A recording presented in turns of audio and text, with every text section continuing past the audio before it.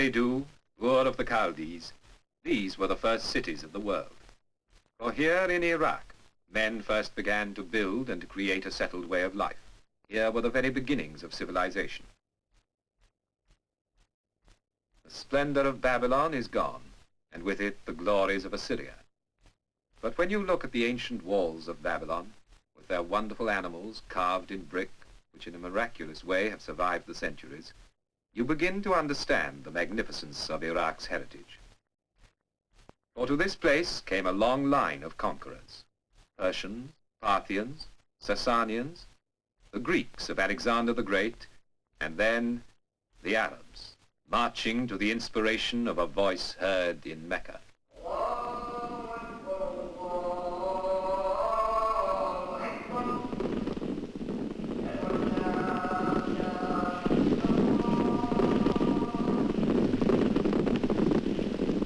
Here, beside the waters, in a land made fertile with irrigation, the life of Islam flourished for more than 600 years.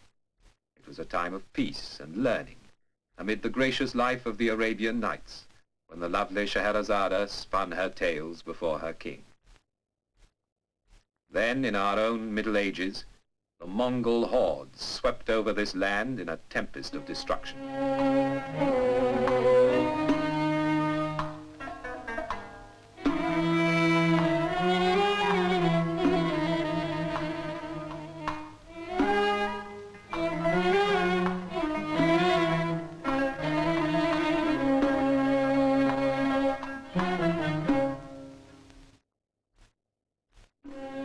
The people of Iraq became like Cain, wanderers upon the face of the earth, and the desert reclaimed the land that men had made fruitful.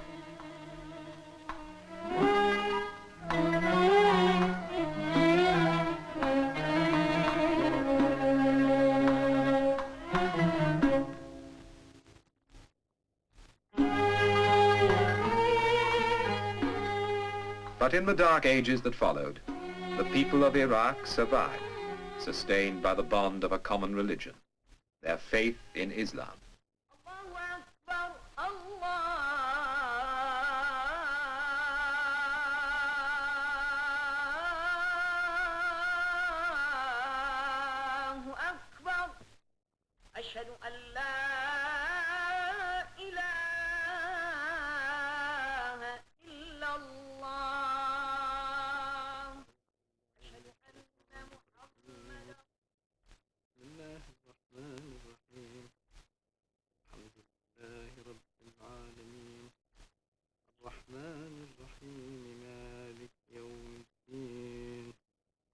Almost 700 years later, Iraq regained her independence.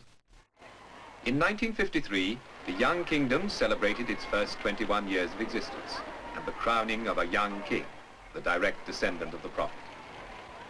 The coronation opened a new era in the life of the people of Iraq, listening to their king humbly pledge himself to their future.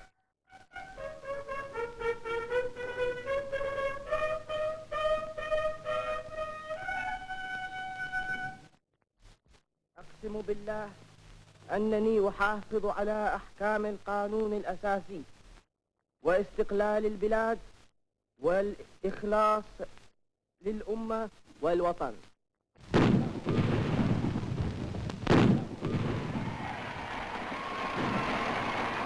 King Faisal's reign began in an atmosphere of warm goodwill, of confidence in the future and pride in what had already been achieved. In the first 21 years of Iraq's independence, modern industries have taken root. Most important of all, great irrigation schemes have been put in hand to control the waters and lead them once again over the arid plains.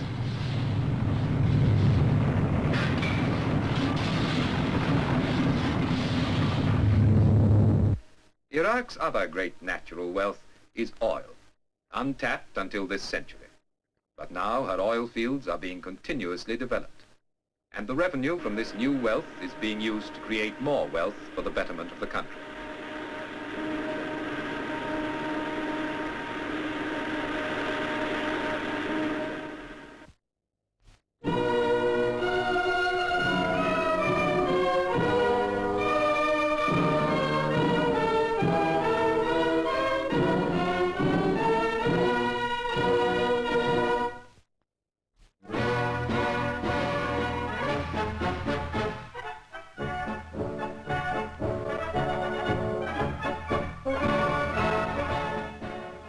protect these first fruits of her far-sighted planning and enterprise, Iraq has built up a first-class fighting force, highly disciplined and well-equipped.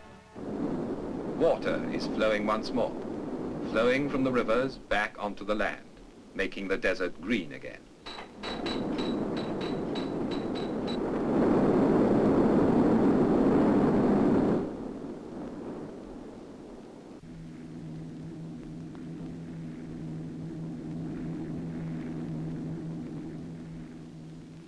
Agriculture is thriving.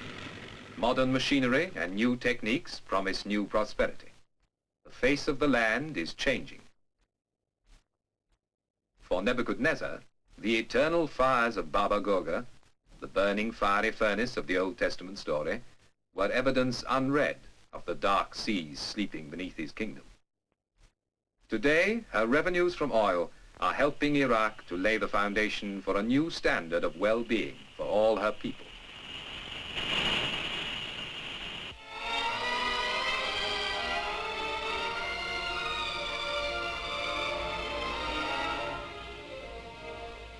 The young people of today know that life for them is going to be different and better, far better than it was for their fathers. Their fathers had to tramp for miles through the dust of summer and the winter's mud to the few primitive schools of their day. Now new schools and colleges are giving the youth of the country a proper start in life. When you see these young girls in their Western clothes, so assured and confident, you're inclined to forget how surprised their mothers would have been at the idea of training for jobs their daughters take in their stride, jobs they thought that only men could and should do.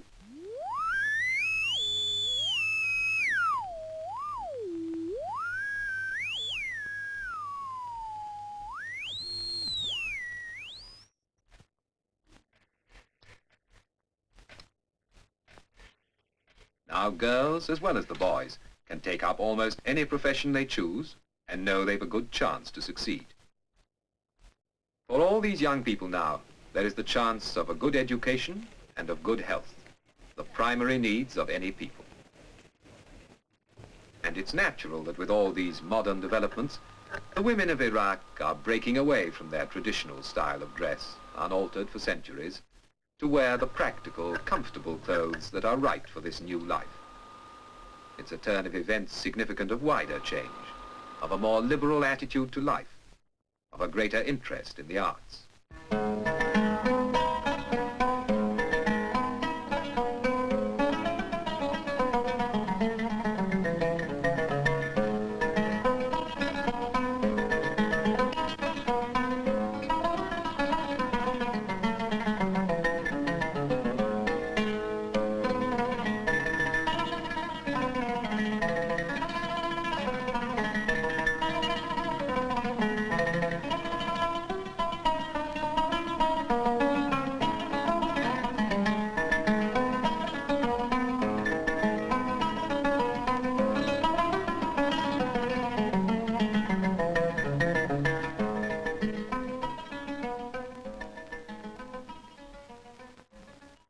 Ageless Iraq, a new country, but one that hasn't forgotten the glories of its history.